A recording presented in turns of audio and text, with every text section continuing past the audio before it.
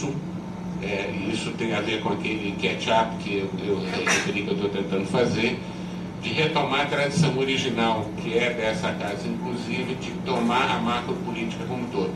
A gente tem artigos, a gente tem coletâneas que pegam pedaços, né? Mas a gente não tem a recomposição de uma visão geral do que está acontecendo no setor saúde no Brasil.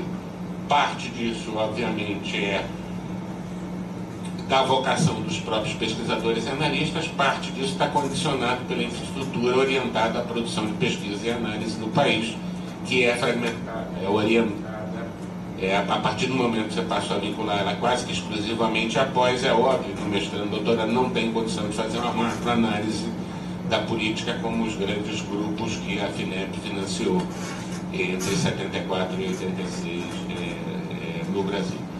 Dito isso, rapidamente, eu não tenho alternativa do que fazer uma coisa um pouquinho cronológica com os 3 principais documentos que estão em discussão nesse momento, que, confesso, são relativamente novos para mim. E o primeiro deles, onde está baseada a ideia de retomar a discussão da Caixa Única, é a Lei Complementar 141. Nós vivemos sobre a égide da Lei 8080, da 8.142 e de normatização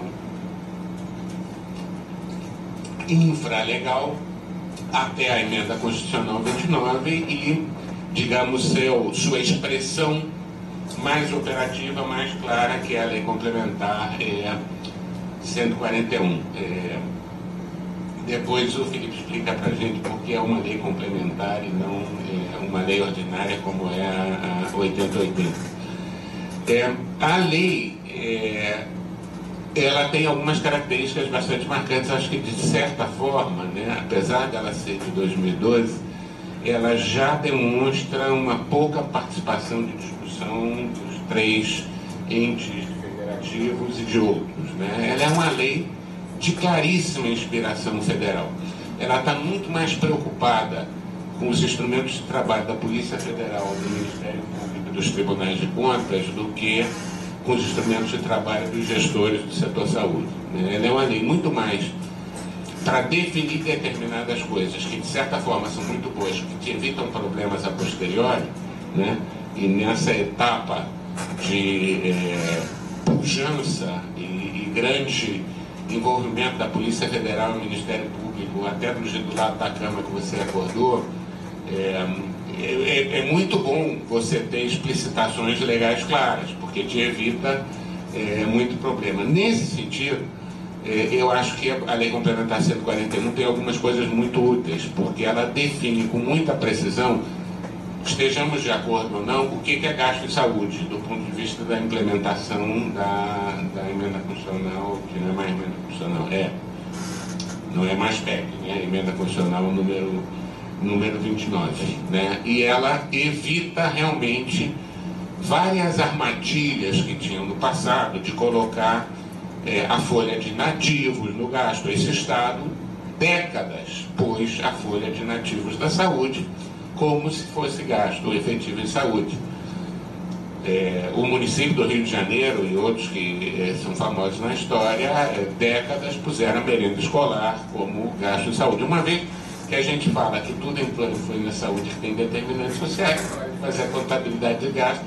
Nesse sentido, a emenda a Lei 141 foi muito útil, porque ela exclui claramente essas coisas. Esse pagamento de nativo não é função 13, não é função saúde, tá certo? É função 11, e quem já mexeu com orçamento público sabe o impacto dessa diferença. Isso tem um impacto enorme do ponto de vista dos órgãos de controle interno e externo, inclusive do ponto de vista dos órgãos de controle social. Porque a coisa mais fácil do mundo era você mascarar uma contabilidade frente a um conselho, né, botando esse tipo de gasto. A segunda coisa que ela faz muito importante é reconhecer que a gestão existe, né? Quase todos nós que passamos pela gestão pública fomos imputados por algum tribunal de contas, alguma coisa, por estar gastando dinheiro da saúde na burocracia, tá? O que esses caras queriam dizer é que a vigilância epidemiológica, a vigilância sanitária, a compra de insumos dentro da Secretaria Municipal ou Estadual não era gasto em saúde, certo? E aí, ao contrário do pagamento dos inativos, é óbvio que é. tá? Também ela foi muito feliz em explicitar, por exemplo, qual é a parte do gasto em meio ambiente e saneamento que pode entrar na saúde, tá certo? Então, a despoluição da Baía de Guanabara não dá para botar, tá certo? Como eu estou saudosista, a despoluição da Baía de Guanabara foi a primeira tese que eu orientei aqui no Instituto de Doutorado, então me dá um certo saudosismo desse tempo. A tese foi ótima, a despoluição não, né? Então, continua o cocô boiando, né? Tá? Então, eu não vou ler todos, né? Mas, por exemplo, a deixa claro, e foi em base a experiências concretas, né? Que coleta de resíduo sólido e lixo urbano não é gasto efetivo, ainda que a gente vai reconhecer que tem provavelmente mais impacto do que construir uma UPA, mas era necessária essa coisa e nisso a lei é muito feliz. Por outro lado, né, a lei inclui e reafirma uma série de mecanismos de controle administrativo, financeiro e contábeis. Por exemplo, ela recupera e explicita todos os elementos da Lei Camata, da Lei Candir e da Lei de Responsabilidade Fiscal. Tá certo? Então, quase que, porque até a Lei da Responsabilidade Fiscal, ela te dizia que em casos excepcionais e de emergência, né, é o que, de certa forma, o Pezão usou várias vezes aqui no Rio, né, em situações de calamidade, né, esses blocos, porque os blocos da Lei de Responsabilidade Fiscal são mais duros que qualquer dos blocos do Pacto das Nobres já inventados, até porque a punição é muito mais grave, mais severa, né? Ela quase que tira determinada flexibilidade que até leis duríssimas, como a Lei Candir e a Lei de Responsabilidade Fiscal, deixavam, né? Ela dá um poder bastante grande aos tribunais e conselhos de contas, Ministério Público e Polícia Federal. E eu sou um cara que cresci na ditadura, eu continuo tendo medo da polícia, tá certo? Eu vejo um cara de uniforme verde ou azul, eu cruzo para o outro lado da rua. Eu nunca consegui, né, Anete? A gente viveu essa coisa muito, né, helicóptero passando rasante por cima da cabeça, é uma experiência que você passa os anos, você não esquece. Né?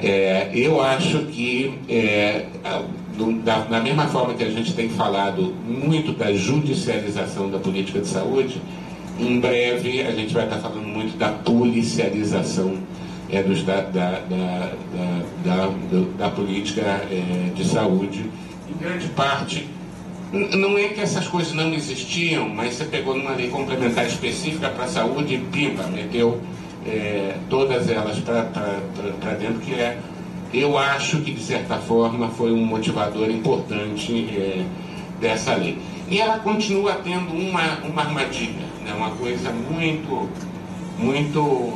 tramposa, como diriam meus amigos espanhóis, que está escondida dentro do artigo 18. Né? O artigo 18, apesar que ela fala e organiza, dentro do artigo 18 tem um parágrafo único que volta a permitir a negociação convenial de recursos dentro do SUS, ou seja, os recursos podem não ser transferidos fundo a fundo e ser feitos através de transferências voluntárias realizadas entre a União e demais entes, adotados qualquer dos mecanismos formais previstos no inciso 6 do artigo 71 da Constituição. Tá? E isso, aí eu vou me associar ao que você disse no início, particularmente no momento em que ter base parlamentar é a questão fundamental, tanto dos governos estaduais quanto dos governos municipais. E nesse país, pelo menos nos próximos anos, compra-se base parlamentar. Né? Então, você perdeu a oportunidade, né? Ainda que as duas últimas LDOs, a Lei de Diretrizes Orçamentárias, tenham diminuído enormemente a possibilidade de emendas parlamentares individuais. Tem dois tipos de emenda parlamentar: emenda parlamentar bancada, que em geral são grandes obras, e emenda parlamentar individual. Cada parlamentar negocia de botar ali e depois vai no órgão do Ministério e diz: pô, por favor, libera a minha emenda, só a minha, esquece a do outro cara e não sei o quê. No período que eu passei no Ministério, fiz que a gente mais trabalhava eram 30 e 31 de dezembro. Todos os públicos estavam de licença e a gente estava incluindo nos CIOPs e nos sistemas emendas parlamentares que vinham direto do Palácio do Planalto, eram negociadas por autoridades, né? E esse elemento, esse parágrafo único do artigo 18 me preocupa particularmente. Eu acho que 2012 talvez não tivesse tanta razão para preocupação, mas dada a forma de fazer política do Brasil atual, que não vai desaparecer em 17, 18, e muito pouco provavelmente vai desaparecer depois da reformulação do parlamento, mais adiante ficou preocupado. Mas, como todo documento legal, tem seus elementos bons e seus elementos ruins. Segundo documento, vai ser mais rápido, né? A única coisa que o Ministério da Saúde concretamente apresentou, que é um PowerPoint, ou seja, o chamado Pacto da CIT de janeiro, está dado sobre um PowerPoint. Não tem uma ata da reunião da CIT, estive procurando, não tem um documento concreto, que era uma prática institucional enorme, ou seja, se pactua sobre documentos escritos, inclusive era assinado pelo menos por um representante de cada uma das três esferas de governo. Isso existe. E, efetivamente, me preocupa porque isso é uma peça de retórica, né? Eu não consegui fugir da ideia de ver um elemento importante da política frente ao microfone fazendo assim e repetindo todas essas coisas, né, que tem aqui, né? E por que eu estou dizendo que ela é uma peça de retórica? Porque, na verdade, parece que alguém foi peneirar documentos do CONASENS, do CONAS, das entidades, o que os caras gostam, e vão botar todas as palavrinhas do que os caras gostam aqui. Quase todo mundo que já mexeu na política do real fez isso, né? A gente escrevia a plataforma para o centro acadêmico, o que os caras gostam, o que tem que botar e não sei o quê. E vou pegar 3 ou 4 coisas só. O primeiro delas é o tema que é central da proposta do planejamento e orçamento ascendente, certo? Esse é, digamos, o eixo fundamental do documento do Ministério, que vai levar a ideia de um caixa único no final. Mas eles, inteligentemente, até para minha surpresa, não estão botando o caixa único como participio, estão botando o processo de planejamento e orçamento ascendente. Isto é uma balela quando você tem 20 anos de teto de gasto definido do ponto de vista da última emenda constitucional aprovada. Quer dizer, você pode acender o que seja, mas tem um instrumento fixado que faz um corte linear num determinado momento, ressalvada a saúde em 2017 ou não, certo? Quer dizer, o planejamento do SUS e será nos próximos 20 anos, como sempre foi, descendente. É um teto dado no orçamento federal que define transferências para os estados e municípios que vão se somando a tetos dados no orçamento estaduais e municipais. Tá? Portanto, o eixo condutor modernizante, tá, e susificante da proposta não existe, tá certo? Tem uma lâmina que diz assim: formalizar de fato o planejamento ascendente. Segunda linha, de acordo com a disponibilidade orçamentária de cada ente. Isso é chamado paradoxo fundamental, paradoxo intrínseco, né? Não existe planejamento ascendente se está de acordo com a disponibilidade orçamentária pré-definida. Mais importante do que isso, do ponto de vista, é que não foi aqui, obviamente, foi na emenda na prática. Você derruba definitivamente um dos princípios da Seguridade Social, que é o orçamento da Seguridade Social. A Seguridade Social na Constituição de 88 ganhou um orçamento separado do orçamento fiscal, porque, nos ensinava nesse mesmo quadro o mestre Carlos Leal, o orçamento da Seguridade Social não se define com base na estimativa de receita. O orçamento fiscal, ele estima a receita e fixa a despesa. Tá? Esse é o caput do artigo fundamental. E ele diz isso porque você fixa, né? Você, na estimativa de receita, você fixa o que você vai ter de despesa. O orçamento da Seguridade Social, como é o orçamento dos estados do bem-estar social, nos componentes que compõem o estado do bem-estar social, ele é ao contrário. Você estima a despesa e estabelece mecanismos de receita, de arrecadação suficientes para atender essa despesa.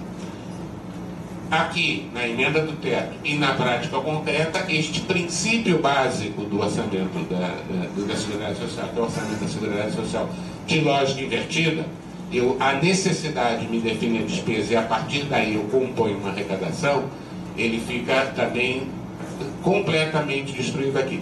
Não que ele não tenha sido destruído em 91, 92. Ele foi, na verdade, destruído em 91, 92, quando se separou o orçamento da Seguridade Social em assistência, saúde e previdência social com fontes especializadas, né? A fonte contribuição sobre a folha de salário de empregados e empregadores passou a ser especializada nos benefícios pecuniários da previdência social, e essa de nenhuma forma era a ideia, né? As pessoas que desenharam esse modelo de financiamento, né, da Seguridade Social, Carlos Lessa, Sudamis daí, foram todos professores daqui, né, imediatamente antes, imediatamente depois, e a gente acompanhava muito com eles esse tipo de raciocínio. Ainda no campo do planejamento, já que eu estou saudosista, vale a pena a gente lembrar de coisas que a história já quase apagou, e não vou demorar muito mais. A Lei 141 e esse documento voltam a tomar a ideia da elaboração do plano de saúde como instrumento de planejamento. Vou ser politicamente incorreto.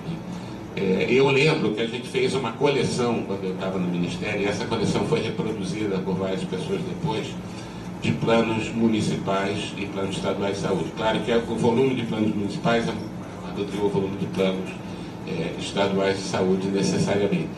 E a gente passava aquele software de identificar plágio, né? E chegava a achar 70, 80 planos exatamente iguais. Sacanagem minha dizer que são exatamente iguais. Mudava o nome do município, o nome do rio que vai ao município e o nome da santa padroeira do município. O resto era igualzinho, igualzinho, igualzinho, igualzinho. Ironicamente, o estado que liderava isso era o estado de São Paulo, e isso era feito por uma empresa de consultoria privada de propriedade de alguém que depois foi ministro da Saúde. Tá?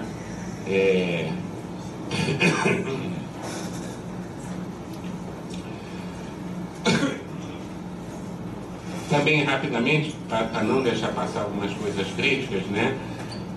O planejamento e o plano, segundo o destaque do Ministério da Saúde, observará as necessidades de saúde da população, as dimensões epidemiológica, demográfica, socioeconômica, espacial e de capacidade de oferta de ações de serviço de saúde.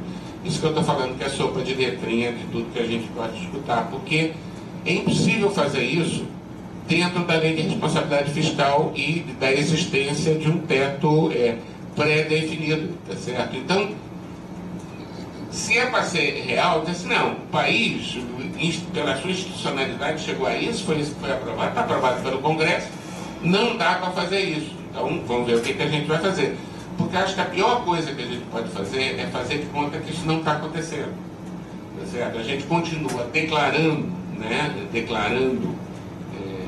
as intenções, tem que continuar sempre, a utopia, aí vale a pena parodiar a ex-presidente Dilma, nós não temos meta, quando chegarmos à meta, duplicamos a meta, né? Porque é assim que você constrói projetos de reforma social ampla, tá? Mas também não dá para negar a realidade. A proposta fundamental de estabelecer critérios de rateio, já chamou a atenção, 60 dias para fazer isso. Não aconteceu mesmo. Eu não conheço mais nenhuma autoridade do Ministério, mas conheço muito funcionário. E o pessoal mesmo diz que não está acontecendo. De qualquer maneira, estabelecer critérios de rateio existe há mais de 25 anos. A gente pode estar de acordo ou não com os critérios de rateio. Um elemento que está explícito e também vem da lei e que não era assim, é de que os recursos só podem ser movimentados agora em instituição financeira oficial federal. Tá? Os recursos do SUS podiam ser movimentados em qualquer banco público, não podiam ser movimentados em banco privado.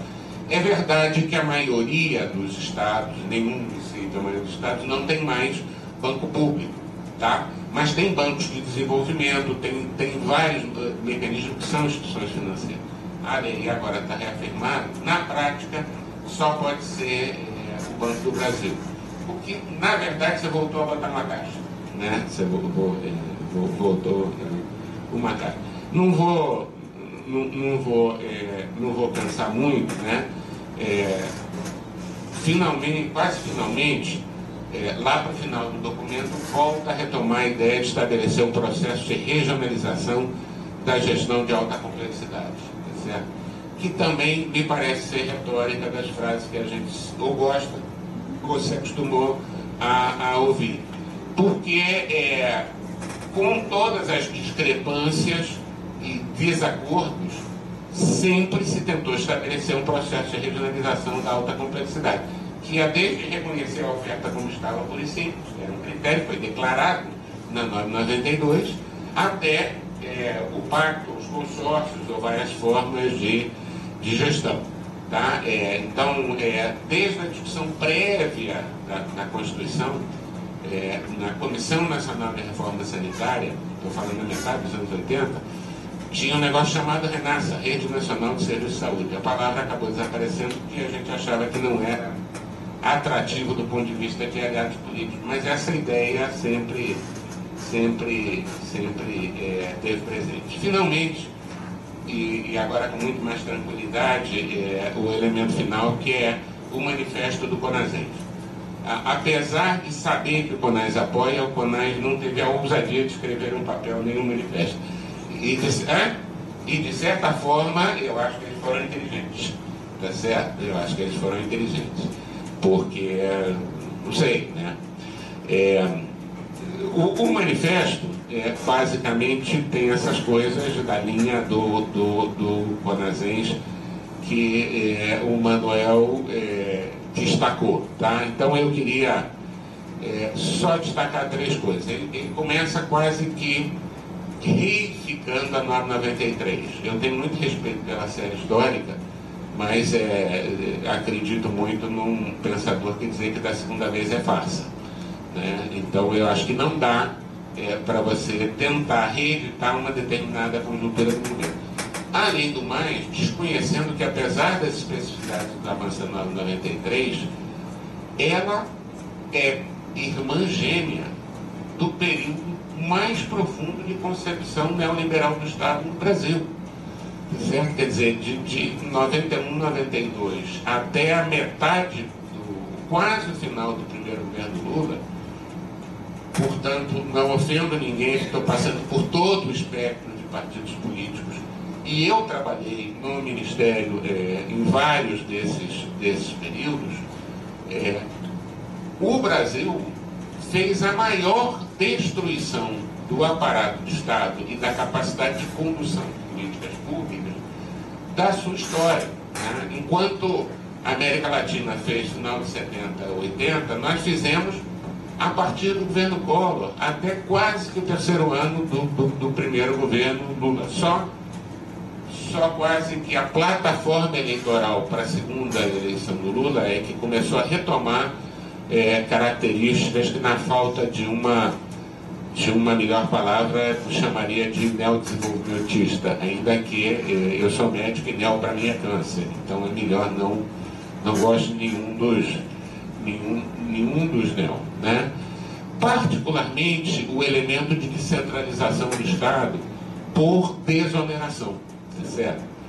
Apesar de que, obviamente, todos nós batalhávamos por um processo de municipalização e de descentralização que estava na proposta, não dá para desconsiderar que essa proposta foi levada essencialmente sob a liderança de Zélia Cardoso de Mello, de Bresser Pereira, tá certo? E são explícitas do ponto de vista de desoneração da responsabilidade política do Estado. Então, não sendo maniqueísta e buscando um raciocínio um pouquinho dialético, o início do processo de centralização foi extremamente importante, mas não dá para olhar para trás e dizer que isso foi a revolução na área da saúde, porque aconteceu num contexto de implementação de uma agenda muito neoliberal do Estado. Um segundo elemento, que aí é mais por uma questão, tem umas afirmações complicadas aqui. Eu sei que fica engraçado, né? Mas tem a afirmação de que tinha 882 formas de alocação de recursos no contexto da norma 96 e adiante, e na hipótese otimista, isso é ignorância ou falta de memória, e não vou me referir à hipótese pessimista, né? Pode ser erro de digitação, mas não teve 82, não teve 8, não teve 2, quer dizer, a norma 96 tinha 4. O PAD fixo, o PAD variável, média de alta complexidade, e eu acho estratégicas e de alta complexidade. E de 96 a 2007 passaram a 12. E explodiu depois do pacto, não explodiu antes do pacto, tá certo? Então, essa coisa de personalizar é bastante complexa. E termino, né, como termina o Manifesto do Conasens, né? No final da segunda página tem um texto em negrito, né? Pelo exposto, nós, gestores municipais da saúde, que votaram, lamento, que sempre defendemos o cumprimento dos dispositivos constitucionais do SUS, te votaram?